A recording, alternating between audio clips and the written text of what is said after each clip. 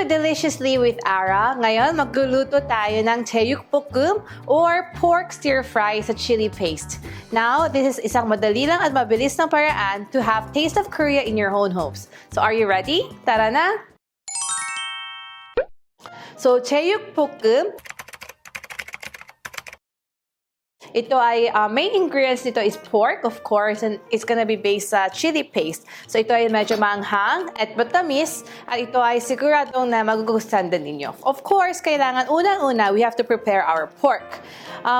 Yung kinuha kong cut ngayon is pork steak cut, pero pwede kayo gumamit ng liempo or sukiyaki cut kung meron kayo mahanap, or sometimes may mga nagbebenta ng bacon cut, pwede rin siya gamitin. But for now, dahil ang meron ako ay medyo ganito pabilog na pork steak, ihanda natin ang ating pork. For JEYUK BOKKEUM, mas maganda na may medyo siya may konting taba. Because the flavor na galing sa taba, when we stir fry, ito ay nagpapa-boost up ng flavor niya mamaya. Pagkasama na natin ang mga ibang ingredients at ang sauce. So una, kailangan natin hiwain to ng ating pork steak ng medyo pahaba. At ito pala ay mga kalahating kilograms. So siguro this is mga good for 3 na katao. So siguro pwede na lang kayo magdagdag or magbawas based on kung anong klase ng size ang kailangan nyo lutuin. So if you have like pork liempo cut or bacon cut, siguro just have it na i-slice nyo na lang ng mga bite size. So ganito na lang ang aking paghiwa at ilalagay ko siya sa bowl. There, just sabayin ko na lang lahat. Hindi naman kasi kailangan na talaga eksaktong cut siya lahat, basta bite size lang. Pero wag naman masyadong maliliit kasi hindi siya maganda tingnan pag naluto na, kasi 'di ba yung karne once na maluto na nag-shrink siya ng konti. So ihanda natin. So there, nakakat na yung ating mga karne. Ilalagay ko siya here. And habang before ako mag-cut ng mga ibang ating mga vegetables, siguro i-marinate ko siya ng konti kasama ng ating pepper. Hindi na ako mag-a-add ng asin kasi meron tayo mamaya toyo. At yung chili paste or yung gochujang itself, medyo siya may konting alat. So, mag-add na lang tayo ng asin mamaya na pag medyo luto na. So, konting pepper ang nilagay ko kasama na ang ginger powder. Ginger powder is actually yung pinatuyo lang ng isang luya na blender ko siya. Pero kung wala kayong mahanap na ginger powder o wala kayong ginger powder sa house, pwede kayo gumamit ng fresh na ginger. Ang gagawin nyo, i-mince nyo na lang siya ng maliit or i-juicer nyo na lang siya. Or pwede naman siya gawin parang chopped na ginger kasi nagpo-boost up or kinukuha ng ginger yung parang amoy ng baboy. So, whatever na meron kayo sa house, kung ginger na fresh or ganito na dried na ginger powder, pwede nyo siyang gamitin. So, siguro around half a teaspoon ang kailangan kong gamitin mamaya. Nag-add ako kailangan konti, so mag-add ako ng konti. Para lang matanggal yung scent ng baboy. So, ihalo ko lang siya. There. And then, iwan ko lang siya ng konti habang isa-slice ko ang ating mga ibang ingredients. So ngayon, gusto ko mag-prepare ng ating onions, sibuyas, carrots, at ang ating leeks na siyang magiging isa sa mga base ng ating JEYUK BOKKEUM or pork stir-fry. So hiwa tayo ng onion. Isang malaking white onions ang aking kailangan. So ihahati ko lang siya sa strip na cut. Parang pa-rings na medyo manipis ng konti.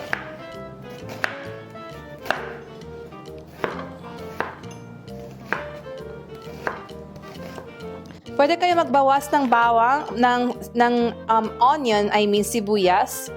Kung sa tingin nyo 1 is too much, you can just use half. Pero, di ba, there's no such thing as too much onion. So, gusto ko ng maraming onion sa aking stir-fry. So, isang buo ang gamitin ko. So, isa-set aside ko lang siya sa isang plato para magamit ko siya mamaya. There we go.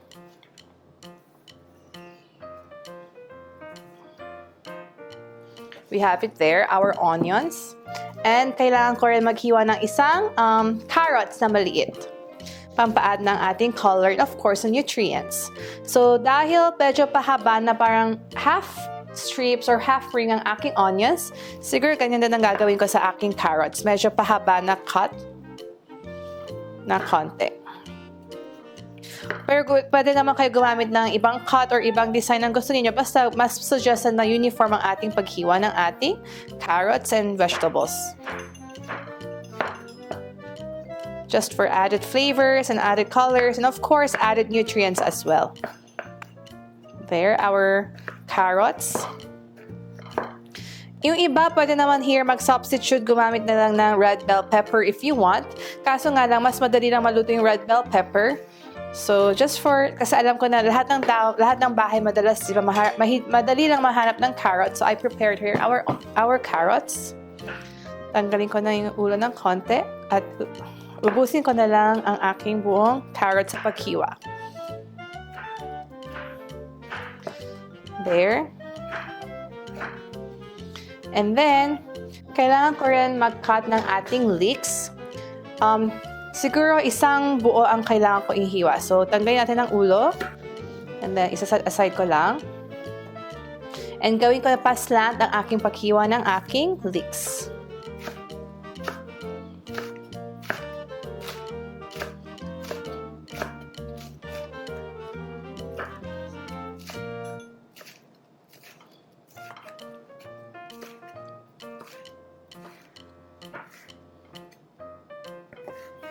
There we go, our leeks. And then, isa-set aside ko rin siya sa isang plato na pwede natin gamitin mamaya pang stir-fry. And, actually, meron ako nakalimutan na isang ingredients. Kailangan din na mag-add ng konting cabbage. Wait lang. So, meron ako kanina na hugasan na isang buong cabbage. Kailangan ko ng siguro mga 1/8 lang ito. Just for, konting texture lang.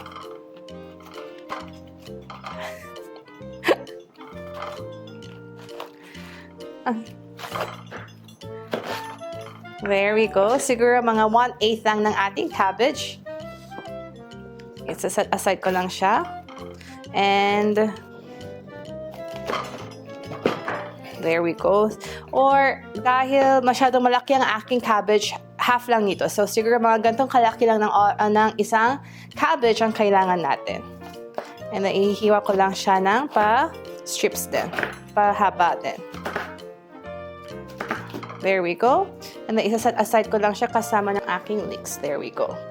And habang nakahanda na yung ating lahat ng mga ingredients na pang stir-fry, we will start na to cook our pork sa ating wok. So buksan natin ang fire. And then initin ko lang konti yung aking wok. So even though it's non-stick siya, i-drizzle ko lang ng konti yung aking oil. Konti-konti lang. There we go. And then, coat lang natin ng mainit.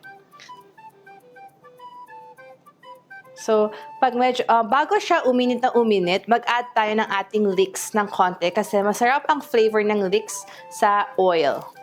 Kasi gusto ko ito yung mag-coat sa aking pork mamaya. So, yung aking hinat na leeks kanina, i-add ko siya lahat sa aking pan. Then, isi-stir-fry ko lang ng konti. Subukan nyo i-try yung gumawa ng leek o yung spring onion or leek. Actually, it's perfectly matched with pork. So, medyo mag-sizzling na yung ating pan. I-add ko na yung kanina yung ating na-marinate na pork sa pepper and ginger. So, there we go.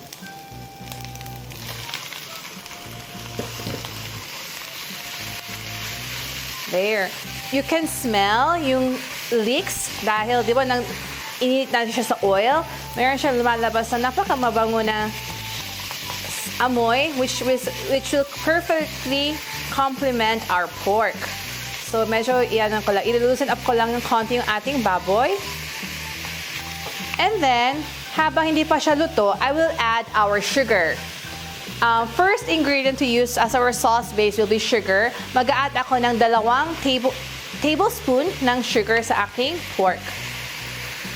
Ano ko lang siya ng ganyan.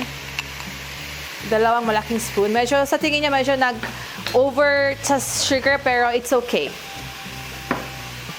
Dahil magko-cover up siya na mamaya ng ating toyo tsaka at ng ating chili paste.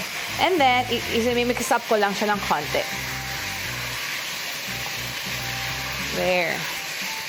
Pag mag-add tayo ng sweet na like sugar sa ating pork, bago tayo mag-add ng ibang flavors, binibring out niya yung parang nile-level up niya yung lasa ng baboy. So, it's gonna be a very good match, especially pag mag-add tayo ng ibang layers ng flavor mamaya, tulad ng pag-alat galing sa toyo at yung spiciness na galing sa chili paste mamaya.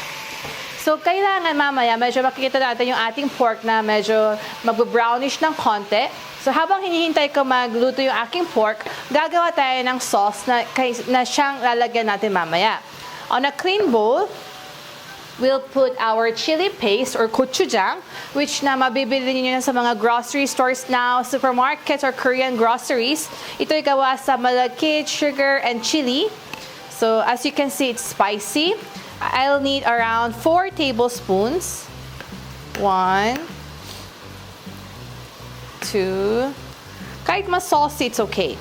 3, and 4, 4 na spoons. There, and then I'll add chili powder, around 1 spoon ng chili powder. 1 teaspoon pala na maliit na chili powder, 1 or 2 ng chili powder. And then kailangan din ng ating soy sauce, around 4 spoons. 1, kahit hindi perfect na 4, it's okay. 2, 3, and 4. Tapos, mag-a-add tayo ng garlic. Around 2 tablespoons ng 2 teaspoons ng garlic. Pero kung gusto talaga ng garlic, you can add more. So, I have 2 teaspoon na full ng garlic ng konti. And then, I have here rice syrup. Or kung wala kayong rice syrup, pwede kayo mag-change to any kinds of syrup like agave or siguro konting honey will do. Because yung sweetness ng rice syrup at yung sweetness na galing sa sugar ay medyo iba. So this is around 1 tablespoon ng syrup. I-add ko lang yung ating sauce. Habang hinihintay ko mag-drizzle yung aking pork. Wait lang, haluin ko lang ng konti yung aking pork. Baka masunog yung ilalim niya. There we go. Just even nilang maluto ng konti, kahit half cook ng konti before we add our sauce. And then we'll mix up our sauce na ginawa natin. Haluin natin ng haluin. Bago natin siya ilagay sa aking pork. There we go. Pero if you really want maraming garlic, pwede kayo mag-add ng garlic siguro ng 2 teaspoon or if you want na medyo may kagat, pwede kayo mag-add ng whole na garlic. Pero dahil ang ginamit ko garlic is para sa sauce, ginamit ko siya ng minced. But you can also add here additional yung buong garlic. So, nagawa na yung aking sauce. At yung aking pork ay medyo nag-brownish ng konti. I-add na natin ang ating ginawang gochujang sauce or yung red chili pepper sauce. There. At gusto ko na isagat natin yung nasa spoon. There. And then, haluin lang natin ng haluin ng mabuti yung ating sauce siya sa ating pork. There. Hanggang mag-coat evenly yung kanyang sauce.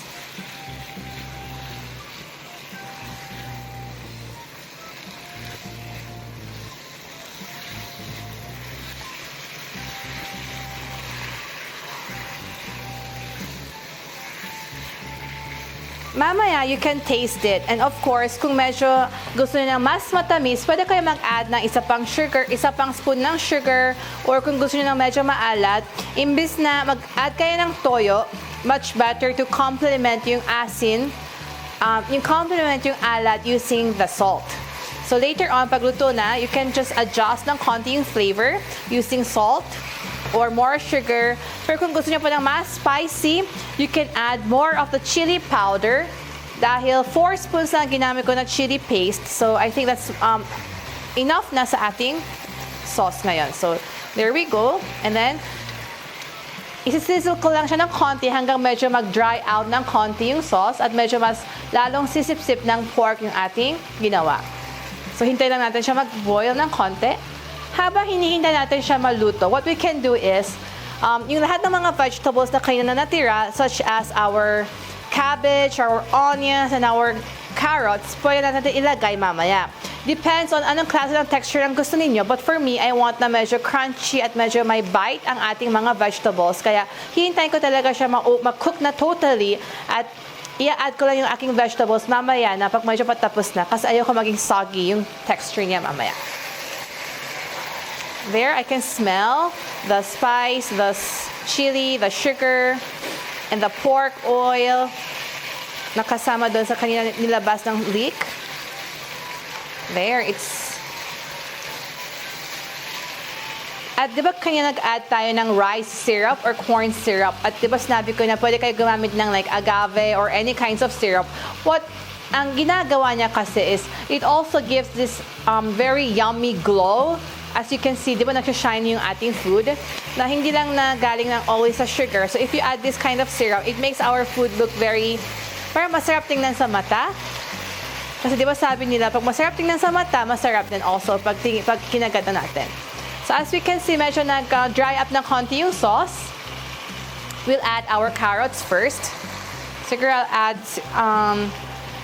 just enough of our carrots. Hindi ko na lang siya ubusin lahat kasi parang medyo nasobra ng aking cut. And I'll add our onions. Pero yung onion kasi di ba, it's a perfect match with pork. So, pwede natin mag-overflow here. There we go. Ilulusan ako lang ng konti yung aking onion. There. Yung isa, hiwain ko na lang.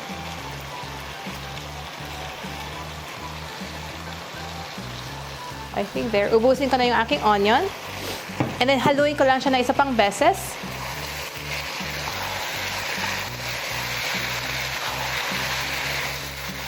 There. It looks very masarap, di ba?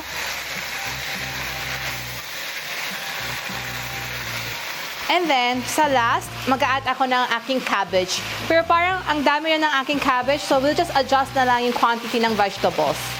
So it's really up to you. If you wanted more vegetables, you can add more. Di ba yan yung maganda sa mga pagluluto at home food na you can adjust based on what you want, what you prefer sa mga bahay ninyo. So, I think, sige, ubusin ko na yung aking cabbage. And haluin na natin ng isa pang beses. There we go. Para ma-coat din sa cabbage yung sauce.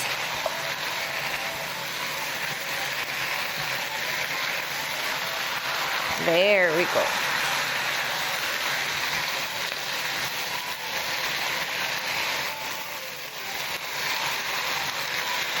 And then, hintayin lang natin konti. Medyo maluto yung konti ng cabbage.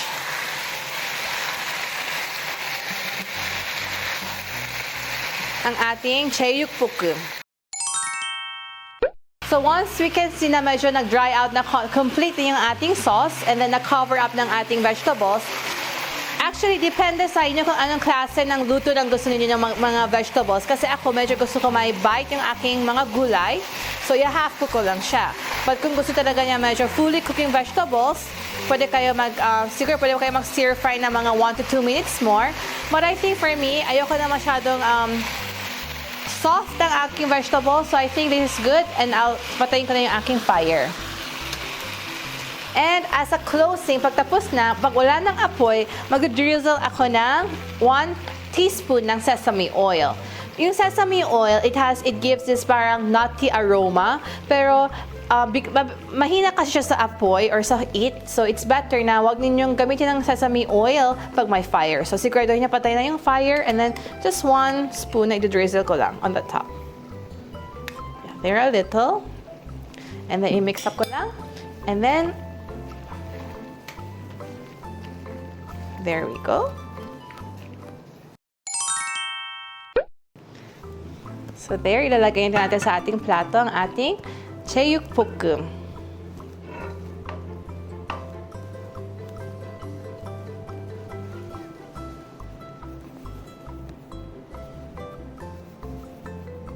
Tada! So this is JEYUK BOKKEUM. Di ba ang dali lang gawin at mabilis lang gawin? I'm for sure na masasarapan ang buong family and friends ninyo basta sinundan nyo lang ang aking ginawa kanina. And for sure, you can have this taste of Korea in your own homes. So kaya nyo rin gawin, di ba? So please don't forget to like and subscribe our channel, deliciousLee with Ara. Until next time, enjoy your Korean meal. Bye!